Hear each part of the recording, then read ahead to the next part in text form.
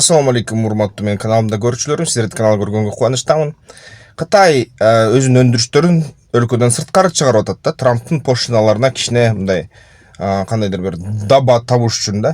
Анан ушул жерден эгерде байкасак, Кыргызстанга да келсе жакшы болот эле да. Бирок Кыргызстанга келсе, кайра Кытай жумушчулары иштей баштайбы ушул суроода. Бирок кантсе да инвестициялар Кытайдан сырткары чыга баштады. Бул деген тарыхый нерсе да. Трамп ушуну көздөгөнбү же кандай? Ошо Америка Штаттарынын элчилиги ушу Киевде 6-7 күндүн ичинде жакынкы чоң дрон атакасы болот дейт да. Киевде анын өзүнүн баягы кызматкерлерин эскертип атышат, айтып атышат, абайлагыла, сак болгула дейт. Ошондой нерсе болгону жатат, баягы толук даяр тургула дейт да. Америка Штаттарынын чалгыны өтө жакшы иштейт эле. Анан ошон үчүн бул деген чын эле жакында Киевге массалык ушундай кандай ракеталык аттуулар болот окшойт. Сырткары парад өттү, аман эсен өттү. Кээ бир комментаторлор айтты, Искендер, сен айтып атпадың белең тиги украиналыктар бирдемке кылат деп. Жок, украиналыктар ипсо кылган да, психологиялык атака кылган. Парадты булар өткөрбөй койсун же кичине баягы нерви кайнасын деп. Кайсы бир үмүттөрү бар болгон да, кандайдыр бир нерсе болуп кетеби деп. Бирок ал үмүтү ишке ашпай калды. Жана ушул парад өзү парадтан кийинки Путиндин баягы эл аралык лидерлерди коноктогону, анан эң негизгиси Си Цзиньпин ошо Москвага келгени. Бул деген жалпы ушул батыш дүйнөгө чоң уят болду да. Батыш дүйнөсү утулду десек болот идеологиялык жактан. Анткени баягы бул Си Цзиньпин жана башкалар көрсөтүштү да өзүн.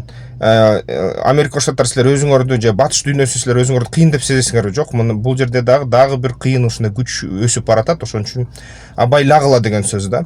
Биздин кызылчылыктар менен ошо болосуңар, биздин баягы эркибизге баш ийесиңер дейт да. Анан ошентип ушул парад менен глобалдык түштүк деп аталган өлкөлөр, бул деген бир гана полярдуу дүйнө эмес, бир гана Америка Штаттары же батыш өлкөлөрү ушундай башкарган дүйнө эмес, бул жерде тең салмактуу дүйнө курулуп атат дегенди жарыялашты да ушун менен. Албетте муга кандайдыр бир айтса болот, ооба чын эле укмуш экен, баягы чын эле Кытай менен Орусия бириккенден кийин бул деген дүйнөлүк саясатка кандайдыр бир таасир этет деп айтса болот да. Ансыз деле мындайын айтканда Америка Штаттары азыр Кытай менен тирешип атат. Анан бүгүнкү Индия-Пакистан согушу, негизи ушу Украина-Орусия согушу бул баягы эле ошол Кытай менен Америка Штаттарынын тиреши да. Анткени эгерде карасак, Кытай эң көп дрондордун жабдыктарын Украинага саткан өлкө бул Кытай да. Дрондорду Украина ар бир дронунда Кытайдык кайсы бир запчасть бар да. Бир четинен бирок Кытай расмий түрдө стратегиялык Орусиянын өнөктөшү. Ушундай кызыктуу нерселер, бизнес жана ничего личного деп айтып коет го бир кинолордо, орустарда. Ошондой болот. Анан ошол уят болгондон кийин Дональд Трамптын саясаты, албетте администрациясы бир жол издесе керек, ошол кичине ушул уят болгон нерсени жабалдап. Буга чейин Индия менен Пакистандын ортосунда эмне болуп атса бизге тиешебиз жок, биз аларга кийгилишпейбиз, булар эки эл өзү баягы тынчтыкка келишсин деп айтышты эле кескин жолу. Анан бир маалда эле ошол парад ийгиликтүү өткөндөн кийин жана гезиттер жазгандан кийин Дональд Трамп бир маалда айтып чыкты, түнү бою тынбай сүйлөштүм, мен Моди менен жана ошо Пакистан президенти менен сүйлөштүп, акырында ошо согушту токтотууга аларды ынандырдым деп айтып атат да. Трамп өзү ушуну айтып атат, мен токтоттум дейт да. Кечээки видеомду көрдүңөр, эгерде ушул эки өлкө ядердик согуш баштаса, негизи ошол Америка Штаттары жана Кытай эң биринчилерден болуп туруп жапа чегет да. Британия дагы анын ичинен, анан Таиланд, баягы Вьетнам, Камбоджа деген сонун баягы күн астындагы эч качан жай бүтпөгөн өлкөлөр да баары ошол жапа чекмек да. Балким ошону эске алыппы Трамп, анан кайра эсине келдиби же кандай, же бизге айтпай эле жашыруун баягы ишти жасап бүт анан жарыяла дедиби, же болбосо ошо парад өткөндөн кийин бир эме сыдыктуу саясаттын уят болуп атасы, кичине бир нерсени менен жабыш керек ошол уятты дедиби. Кандай жол болбосун, иши кылса ошол Трамп эми мен баягы мамлекеттик органдарга иштеп жүргөндөн кийин билем, бул нерсе узак бир кезден бери даярданып жаткан деп ойлойм. Согуш башталар менен башталган даярдык. ошол токтотушту анан Модинин ички өлкөсүнүн ичинен критикалай башташты да. Модиде индустар айтып атат, сен эмне ушундай алсызсыңбы деп оппозициясы жаман тимеле азыр Модини тытмалап атат. Биз жеңип атпадык беле, пакистандыктар жеңилип атпады беле деп. Пакистандыктар болсо аябай көп маалымат беришти. Жок, биз жеңип атабыз, тытып атабыз Индиянын армиясын. Мынакей силерге видео далилдер, мынакей биз укмуш кылып атабыз, Кытайдын куралы күчтүү экен деп айтышты эле. Бирок ушул эң кызыктуусу, Кытай күчтүү курал берсе дагы, Пакистан жакшы согушса дагы, жок, бул нерсе азыр мындай байкасак мындай тастыкталбай жатат да. Пакистандагы, Индиядагы бир топ ушул атакаларды кылышты, экөө тең бири-бирине аябай катуу ушундай соккуларды берип, имараттарды бузуларды, аэропорттор, бир-эки аэропорттон талкалашты экөөнүндө. Бир-эки согуш базасы талкалашты, бир нече баягы тынчтык жашаган жарандардын үйлөрүндө талкалашты да. Бир нече киши өлдү.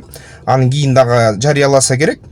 Көп эмес, мындай катардагы эле сагылгылаш сыяктуу. Бул 1947 бери ушундай кез-кезде боло берчү ушундай нерселер. Бирок мастап бул жолу чоңураак болду. Жана ошо армиялар жакшы эле мындай бири-биринин канын ичти да. Бирок баягы Модини ошо критикалашат, эмнеге токтотуп атасың деп. Анан бирок Моди айтты да, мен токтотом, анткени экономикалык кыйынчылыктар бар, ошо экономикалык жактан дагы көтөрүшүбүз керек. Азыр болсо биз өзүбүздүн максаттарыбызга жеттик, террористтерди кырдык, эми болсо баягы токтотсо деле болот деп. Анан сууну токтоттук дейт.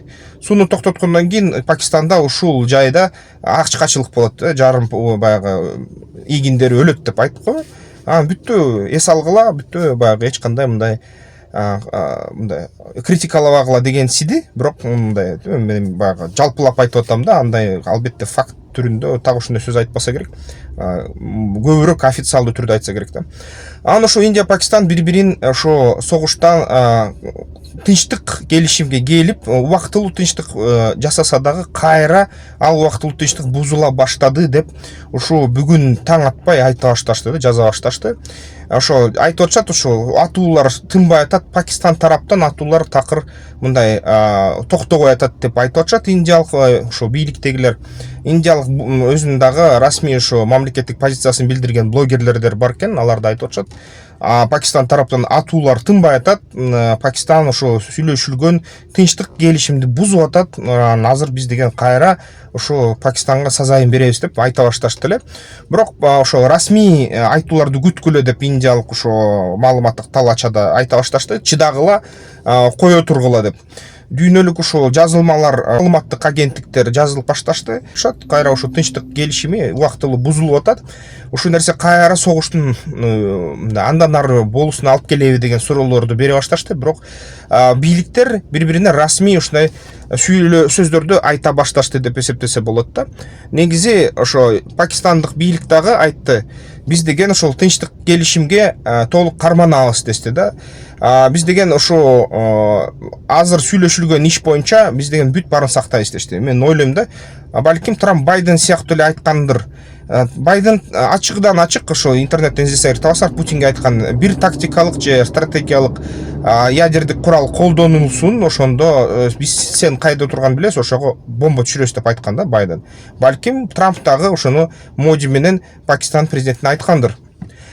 Кантсе да ошо тынчтык орногон жокпу, бирок убактылуу атуулар токтоду деп эсептесе болот. Индия менен Пакистан ортосунда так ошондой эле Орусияда кызыктай нерселер болот атат. Путин айтты, мен ошо Зеленский сунуш кылган тынчтык 3 күндүк тынчтык же 30 күндүк тынчтык убактылуу атууларды токтотууга, тынчтыкка каршымын, мен аны кабыл албайм, четке кагам деди. Бирок ошону менен бирге дагы бир айтканы болду, мен деген ошо толук тынчтык келишимди түзүүгө сунуш берем деп айтты да. Стамбул 2022 жылы Стамбулдагы Эрдогандын ортомчулугу менен өткөн баягы тынчтык сүйлөшүүлөрдү уланталы дейт да.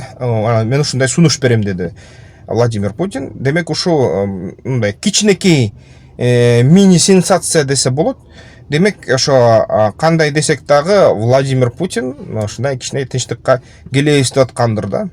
Ошондой нерсе. Анан кызыктай нерсе, ошо Владимир Путин чын эле тарыхый нерсе десек да болот, чын эле ушундай согушту токтотконго барабы, ошого ушундай божомол пайда болду. Эгерде эми ишениш кыйын, анткени Стамбулда дагы эле сүйлөшүүлөр ийгиликке жеткен эмес, бирок аракетке берекет дегенде ушул тынчтык болсо эле болду, тынчтык кылышса жакшы болот эле да.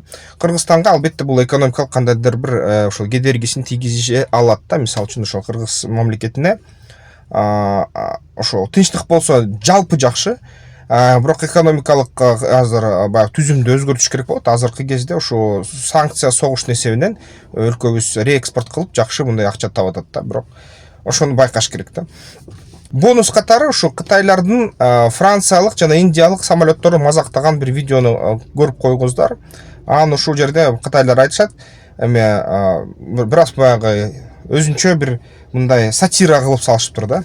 Ошону көрүп анан ушул менен видеону алаяктайлы. Силер деген ошо пикириңерди жазгыла, пикириңерден кызыктуу аябай мага комментарийлерге.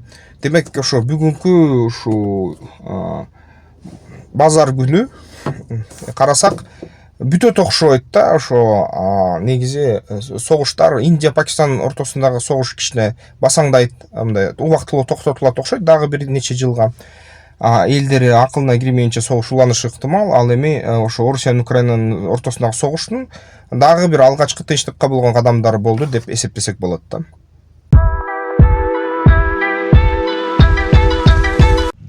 Аскер тактикалык федерация уюштурган, көп учурунда ошонун мүчөлөрү уюштурган да жеке ошо эс алыш күндөрү болуп өткөн оюндар бар. Ошол оюндарга катышкыла, анткени ушул оюндар ар бир базар күн болот. Ар бир базар күнү албетте бул жерден жакшы бир тажрыйба алса болот оюнду. Анан кийин дагы аябай жакшы өзүңөргө ишене алсаңар, чоң оюндарга катышсаңар аябай жакшы болот да.